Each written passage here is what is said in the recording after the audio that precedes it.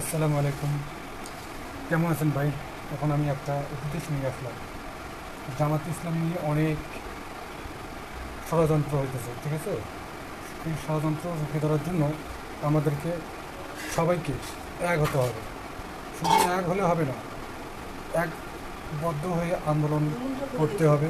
মুখ দিয়ে হোক, হাত দিয়ে হোক, অর্থ দিয়ে হোক, সব দিয়ে আমাদেরকে একখানে একজোট হতে হবে। উত্তরার ঘটনা নিয়েও আমাদের সাথে এখন এরকম করবে। উত্তরার ঘটনাটা যে আছে আপনাদের, ওই যে মনে করেন উত্তরের যে বাচ্চাগুলো মারা গেল, এগুলো নিয়েও ষড়যন্ত্র এখন হবে, ঠিক আছে? এটা তো একটা অ্যাক্সিডেন্ট। অ্যাক্সিডেন্টটা নিয়ে এখন বাংলাদেশে অনেক খেলা শুরু হবে রাজনীতিবিদদের, ঠিক আছে? আমাদেরকে সবাইকে সজাগ থাকতে হবে, সবাইকে আমাদেরকে মনে করেন অ্যাক্টিভ থাকতে হবে। তাহলে ইনশাল্লাহ কেউ আমাদের সাথে পাবে না।